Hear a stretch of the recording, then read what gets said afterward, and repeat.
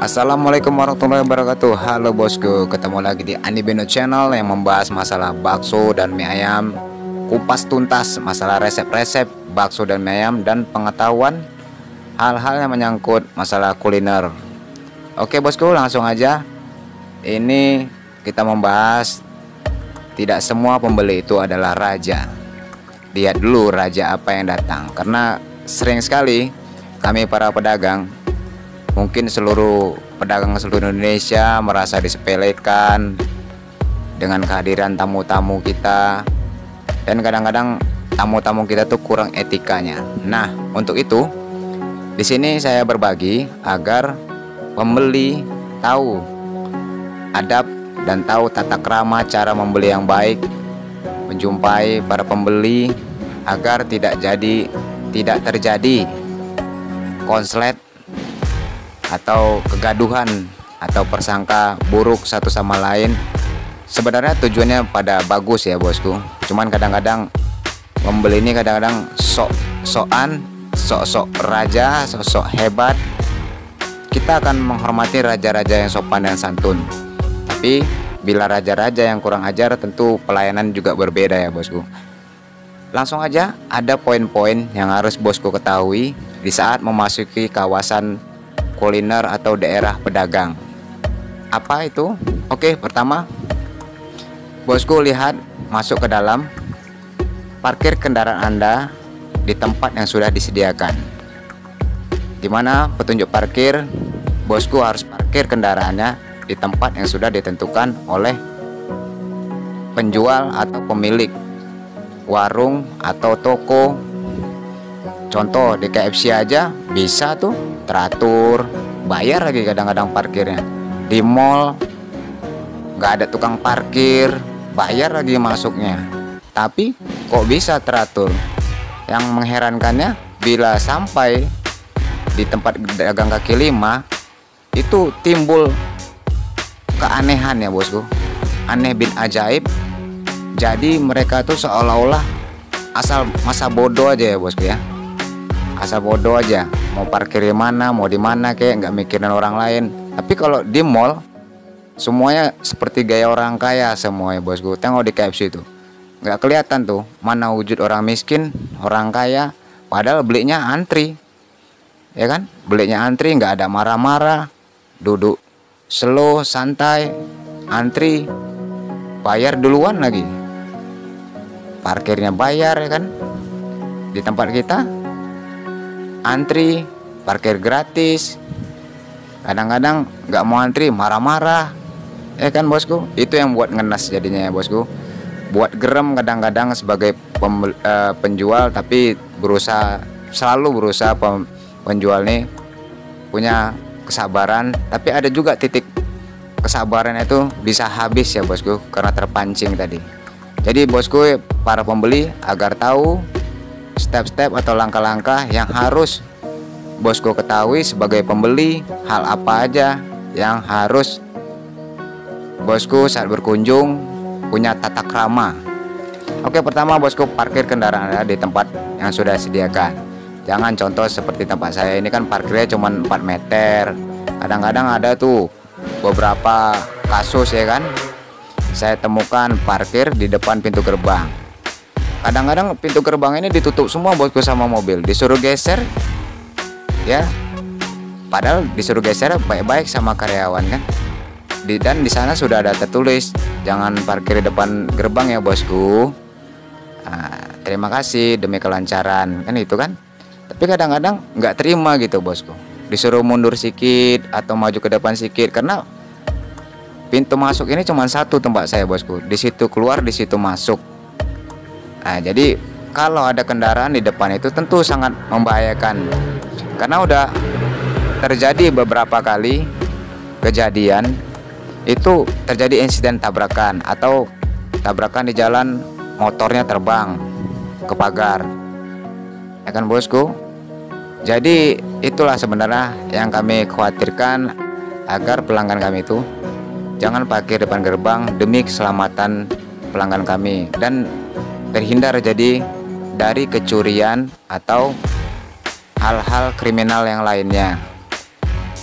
Jadi parkir kendaraanlah di tempat yang sudah disediakan, jangan parkir sembarangan, ikutin aja rambu-rambu yang ada.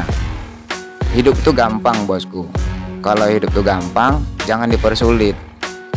Kalau ada orang merasa susah parkir di tempat saya misalnya kan seperti ini, sebenarnya bukan kita yang susah, dia yang menyusahkan dirinya, menyusahkan orang lain. Dulu parkir saya ini berantakan bosku, tapi dapat masukan dari pelanggan, bang, parkirnya dibenerin lah biar kita bisa masuk. Abang juga kan kalau penuh di depan gerbang ini jadi sesak, jadi nggak ada orang mau belanja mau masuk, kan rugi ya bang. Coba parkirnya dibenahin, orang masuk gampang, orang keluar gampang. Nah disitulah mulai saya berubah untuk mengatur parkir ini dengan sedemikian rupa supaya pembeli nyaman. Tapi kadang-kadang pembeli itu juga dikasih tahu agar nyaman untuk kepentingan dirinya, dia malah emosi sebentarnya ya kan gitu, seperti itu. Nah hal-hal seperti itu tidak boleh ya bosku ya. Ikutin aja peraturan. Dimana bumi dipijak, di situ langit dijunjung. Kan seperti itu. Jangan parkir depan gerbang, karena gerbang itu adalah pintu masuk, tempat pintu masuk keluar kendaraan. Bila parkir sembarangan, jadi itu membahayakan orang lain tentunya ya, yang akan masuk dan akan yang keluar. Tertib itu baik kok untuk kepentingan bersama. Tujuan semua para pedagang, semua para punya mall, semua para pengusaha-pengusaha yang mengatur parkirnya itu demi kenyamanan para pelanggannya. Pernah dulu sebelum parkir diatur, motor berserakan, jadi anak-anak itu tidak bebas bermain dan tangannya itu tanpa sengaja memegang knalpot salah satu pengunjung yang datang. Jadi tangannya itu ya meleleh, istilahnya terbakar karena panas dari knalpot tadi. Hal-hal yang seperti itu tuh yang tidak nyaman ya bosku ya. Kalau parkir diatur, pelanggan bisa fresh gitu pikirannya, plong ya kan. Jadi makan di sini itu dengar musik, dengan parkir yang diatur, keluar gampang. Itulah yang kita inginkan sebagai penjual, agar kenyamanan pembeli itu dapat. Yang kedua, tempat usaha orang lain bukan tempat umum ya bosku, bebas tapi terbatas. Jadi sekali lagi, karena itu kita memasukin wilayah rumah orang lain ya bosku, beda dia. Kalau fasilitas umum seperti halte bosku, terserah aja bosku, ya kan, mau ngapain bosku di situ. Tapi kalau melakukan hal-hal asusila, hal-hal yang tercela, kriminalitas, tentu orang umum situ pun tidak akan senang ya bosku, walaupun itu fasilitas umum. Nah, jadi bagi pasangan muda-mudi itu juga harus menjaga etika, adat istiadat, agama, dan norma-norma. Karena kita ini orang timur bukan orang barat, jadi sewajarnya saja, jangan diumbar di depan publik. Itu juga sangat tidak disukai para pemilik warung. Beberapa mungkin ada menyediakan kafe yang seperti itu ya bosku, tapi umumnya risih ya bosku kalau pedagang yang jujur, pedagang yang baik itu tidak menyediakan tempat-tempat hal-hal yang terselubung seperti itu.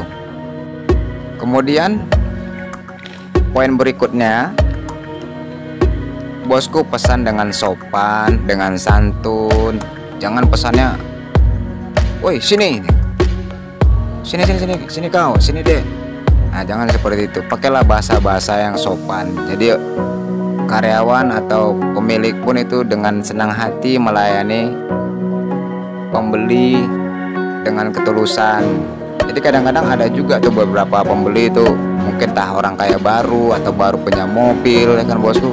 Kadang-kadang kita kalau mempunyai sesuatu yang berlebih, timbullah kesombongan dalam diri kita tuh. Nah hal yang seperti itu tuh yang kita harus hindarkan. Mobil bagus, motor bagus, belum tentu ya bosku. Kadang-kadang mobil bagus, motor bagus, pendidikan bagus, belum tentu itu pemikirannya bagus. Kadang-kadang lebih kurang ajar. Malah kadang-kadang tuh saya lebih senang tuh orang yang pakai motornya tuh ala kadarnya ya bosku ya.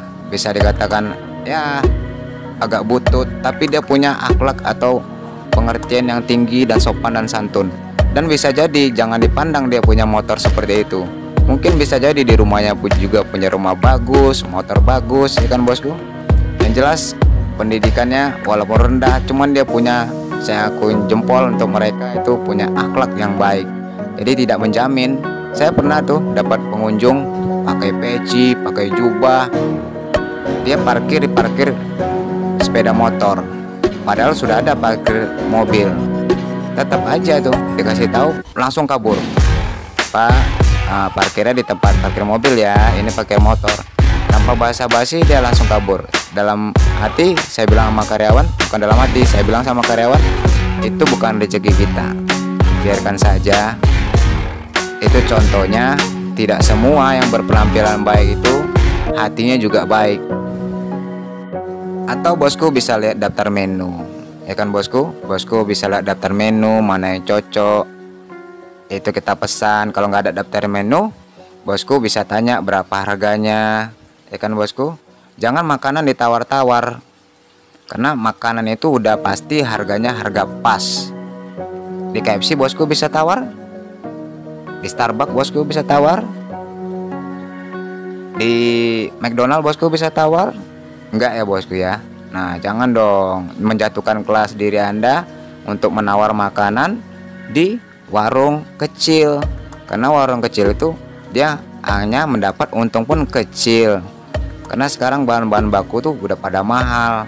Kecuali bosku beli selain dari makanan, bosku boleh tawar ya bosku, misalnya tawar. Tapi kalau di minimarket pun bosku nggak bisa tawar kan.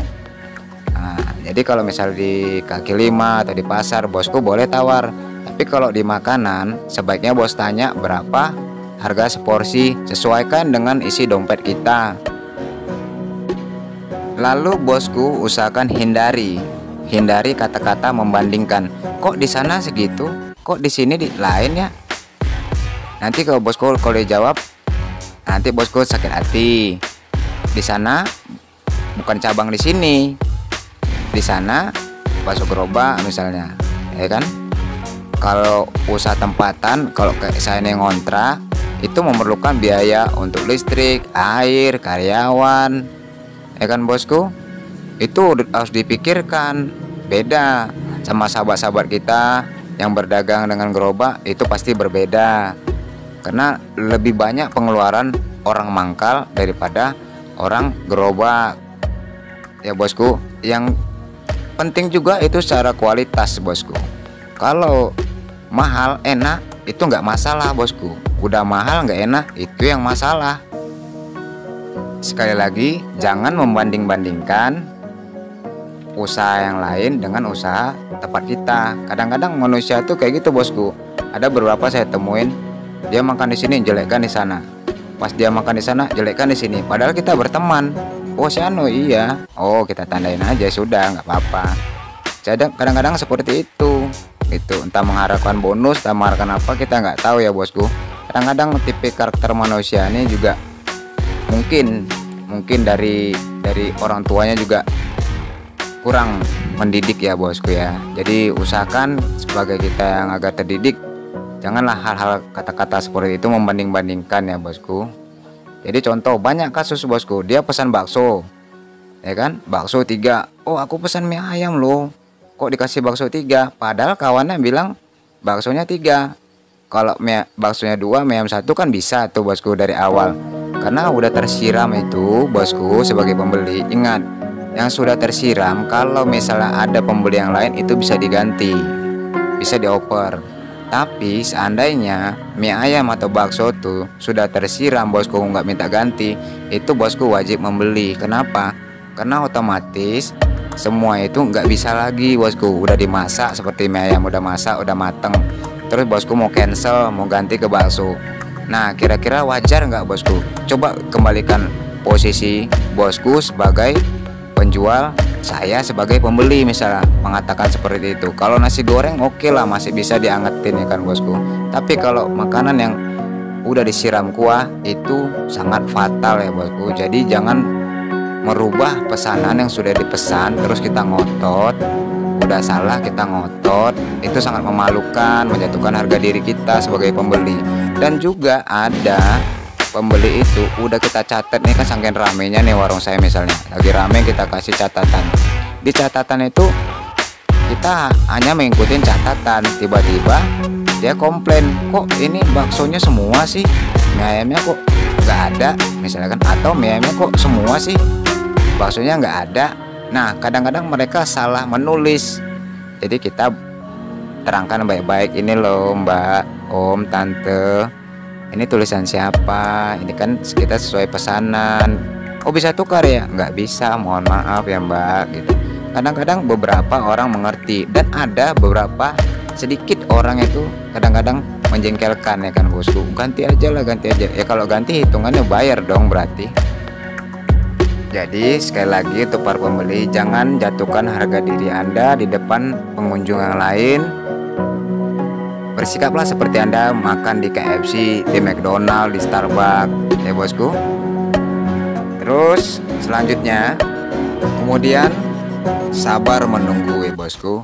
Antri yang dahulu itu pasti didahulukan. Kalau udah terlambat mau cepat ya, setidaknya bosku harus tahu diri. Kita datang terlambat tapi minta cepat. Ini banyak nih kejadian seperti ini nih. Kadang-kadang dia marah-marah lagi. Itu namanya mempermalukan diri sendiri ya bosku. Karena penyajian bakso, misalnya bosku pesan bakso 1, mie ayam 1, atau mie ayam 2. Terus bosku duluan datang ya, terus ada orang yang datang, terus orang itu dikasih duluan. Itu belum tentu mie ayam bosku, karena bisa jadi itu bakso yang dikasih. Jadi bosku jangan bersikap atau berpikir negatif, kok orang tuh duluan dikasih, padahal itu bakso. Bosku pesan mie ayam 2, bosku duluan datang, sementara orang yang baru datang tadi pesan bakso 2. Otomatis dia duluan yang dikasih, karena bakso itu tinggal menyiram kuah aja ya bosku. Kalau mie ayam itu butuh proses pemasakan. Oke bosku, diharap pengertiannya, karena proses masak mie ayam itu lebih lama daripada penyajian bakso ya kan bosku. Dan harap maklum bila kondisi sedang ramai, agak terlambat, karena penjual ini sebenarnya buru-buru bosku, dengan kecepatan tinggi ya kan bosku, dengan cepat sudah maksimal, tapi tetap aja agak terlambat. Maklum bosku, kita lihat situasinya, mungkin dia sedang ramai, mana bungkus, mana makan di tempat mau dilayanin. Jadi butuh kesabaran untuk menunggu antrian. Misalnya terlupakan, bosku bisa tanya baik-baik, mas punya saya ingat nggak ya? Ingat misalnya, enggak, oh iya maaf ya bu, misalnya kadang-kadang ada juga kesalahan dari penjual, dia lupa saking banyaknya pesanan. Jadi bosku bisa ulang kembali, bertanyakan dengan nada yang baik, gak usah pakai nada-nada tinggi. Jadi kadang-kadang nanti penjualnya sedang ramai tambah emosi, bosku nanya yang emosi, jadi yang ada keributan. Lalu poin berikutnya, bagi pembeli, jangan menyuruh karyawan seperti membeli rokok, membeli nasi goreng tempat lain, padahal di tempat kita nggak ada menyediakan nasi goreng. Tapi menyuruh hal-hal rokok, misalnya beli mancis, itu nggak boleh ya bosku ya, karena itu mengganggu jam kerja karyawan. Padahal kadang-kadang warung dekat di sebelahnya ya bosku, tapi menyuruh juga karyawan kita untuk membelikan nasi goreng dia misalnya di sebelah, atau miso dia, atau yang berlainan jenis dari usaha kita lah bosku. Rokok itu yang sering kadang-kadang bosku, itu di luar konteks. Jadi bagi pembeli agak sedikit tahu diri, jangan menyuruh karyawan yang bukan opsi dia atau pegangan dia. Kalau bosku minta sesuatu yang ada di tempat warung bosku, tempat membeli tadi, misal minta teh botol, kalau nggak dikasih bisa dimarahin tuh sama ownernya, kenapa nggak dilayanin. Tapi hal-hal yang melenceng dari yang dijual owner atau warung tukang bakso itu, bosku jangan suruh-suruh di luar jangkauan dia. Misalnya beli pulsa dan sebagainya ya bosku, itu di luar konteks. Ini ada juga kadang-kadang pembeli yang kurang etika seperti itu. Biasakan kalau memesan juga bosku, turun dari kendaraan. Kalau hujan kita oke, agak maklum ya bosku. Tapi lebih berharga lagi kalau memesan tuh turun dari kendaraan lalu mematikan mesin motor. Itulah etika yang juga harus dipenuhi pada para pembeli. Jangan kadang nggak mau turun, hari nggak hujan, ya kan bosku, hari cerah tapi nggak turun. Kadang pesan mesin motor hidup, mesin mobil hidup, dia nggak turun-turun. Nah itu sangat tidak suka para penjual melayani ya bosku, kecuali ada saat-saatnya. Misalnya kayak di misalnya di tol ada tempat pemberhentian untuk beli minum, ya kan bosku, itu boleh karena dia langsung ke jendelanya, hadap-hadapan jendela supir sama penjualnya itu langsung ada, itu nggak apa-apa bosku. Tapi kalau bosku mesan dalam kondisi rame bosku, teriak-teriak, apalagi ya teriak-teriak, itu tuh sangat menjengkelkan bosku. Kadang jauh, woi bakso 4, bakso 5. Bukan itu aja yang mau didengar bosku, itu kurang etika berteriak-teriak saat memesan. Baiknya datang ke sana pesan, ya kan bosku. Nanti antar ke sana ya, itu juga kurang bosku, kurang juga etika sebenarnya ya bosku ya. Karena kondisi warung yang ramai itu dia nggak akan sempat untuk mengantar ke seberang sana, ke atas sana. Kalau bosku mau makan, ya udah makan di situ aja, itu lebih baik dan itu lebih dihargai para penjual. Oke bosku, mungkin ini agak panjang ya bosku bagi pembeli untuk mendengarkannya ini, tapi penting bosku. Kalau bisa poin-poinnya jangan di skip-skip, jangan dilewat-lewatkan. Semua saya kupas tuntas agar para pembeli itu mengerti ya bosku. Nah, lalu berikutnya komplain yang tidak pada tempatnya. Contoh, komplain pernah saya kejadian itu, kok baksonya asam nih rasanya, kan gitu kan. Saya tanya ke yang lain, ke meja-meja lain, kebetulan ada ramai kan, saya tanya.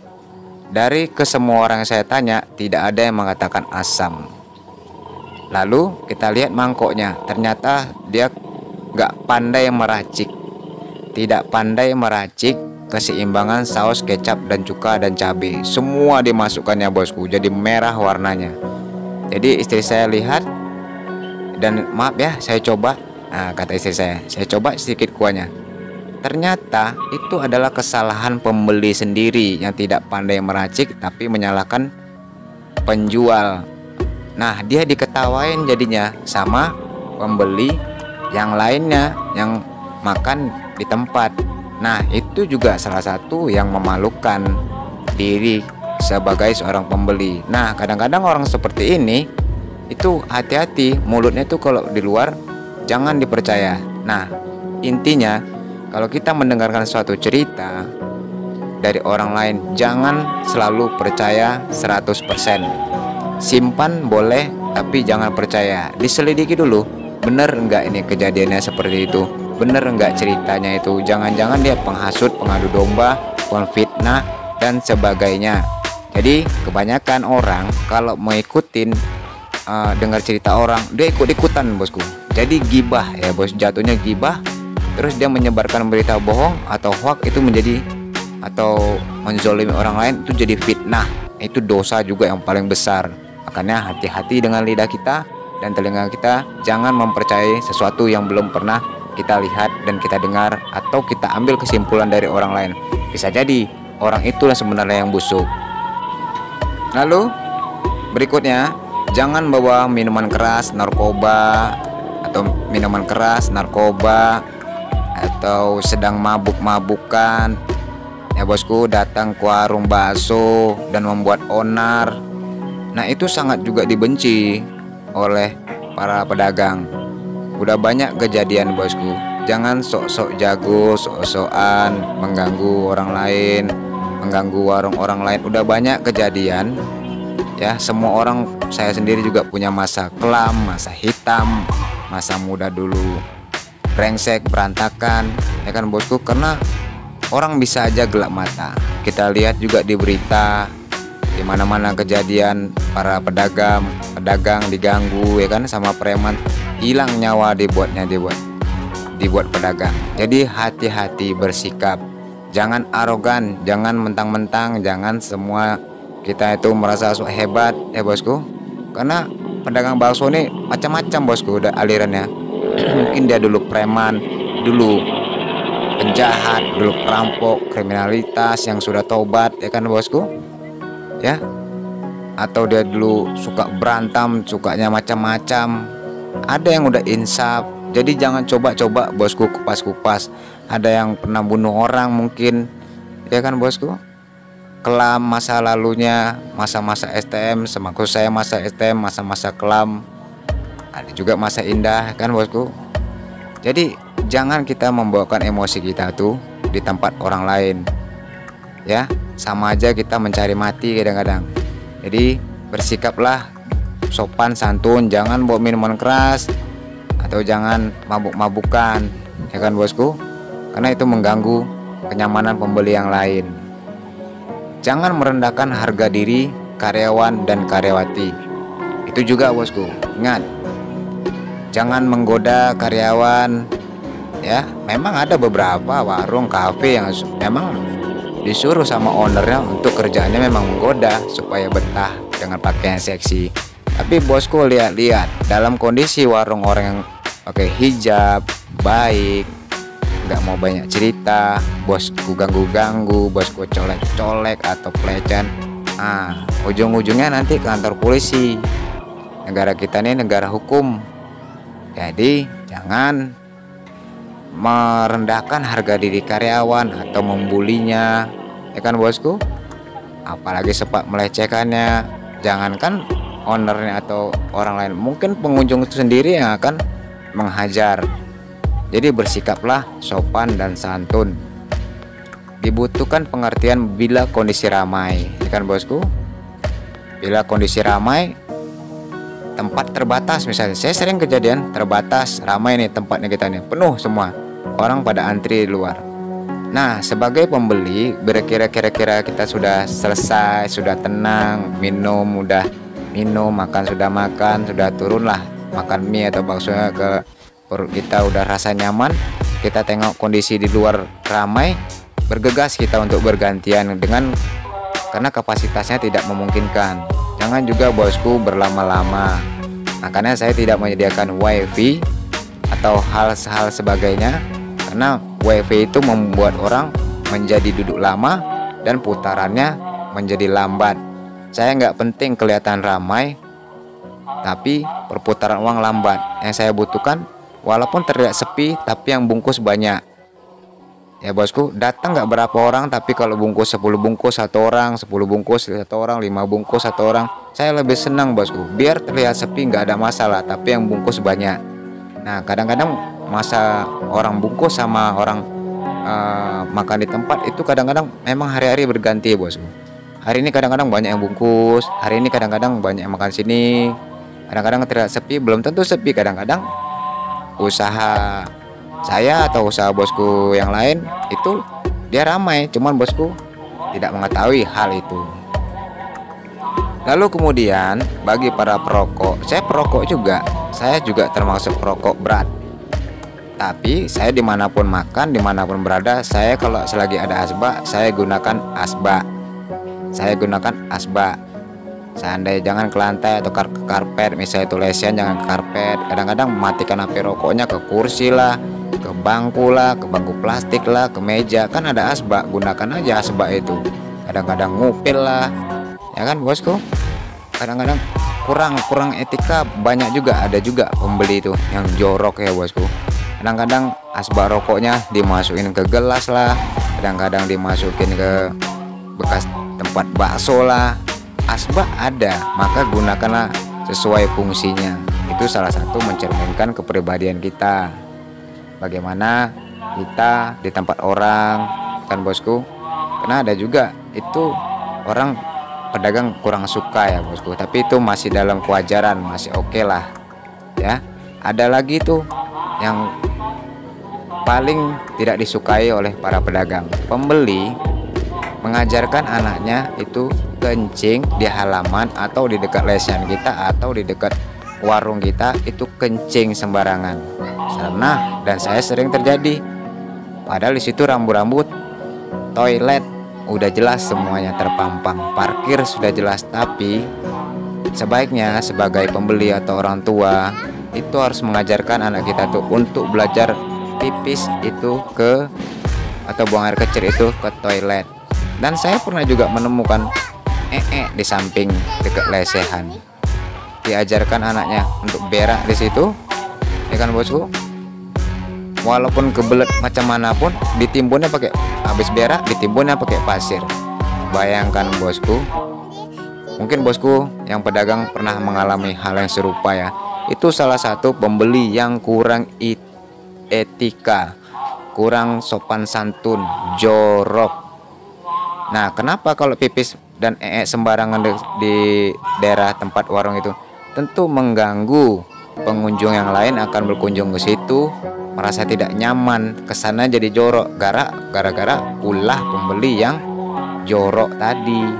Nah, kalau kita sudah selesai, kemudian udah selesai kita makan, poin berikutnya selesai kita makan, ucapkanlah kata salam atau assalamualaikum atau terima kasih.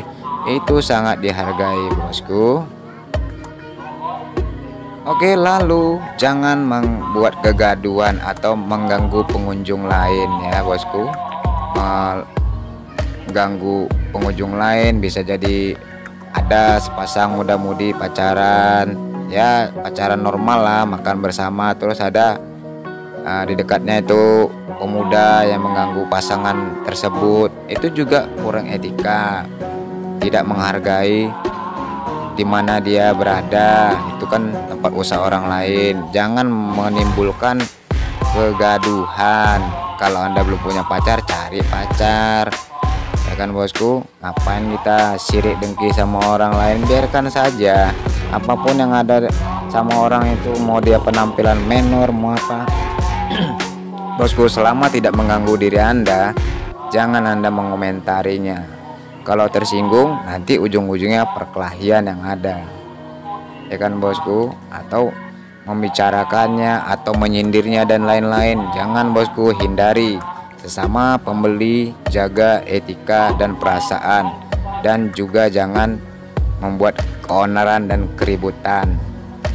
Lalu poin berikutnya, jangan biarkan anak-anak Anda pembeli main itu alat-alat seperti kecap, saus, cabai, sendok dan lain-lain. Anda biarkan anak Anda untuk mengacaukan semua itu. Nah, ajarkan anak kita tuh cara sopan santun yang baik. Jangan lompat sana lompat sini, kita khawatir jatuh, benjol, berdarah nanti kan bosku. Yang jelas itu mengganggu kenyamanan pengunjung kami sebagai pedagang. Jadi didiklah putra-putri kita untuk beretika dan bertata krama saat makan atau bertamu ke tempat orang lain. Oke bosku, agak panjang ya bosku, nggak apa-apa bosku, ini adalah pengalaman.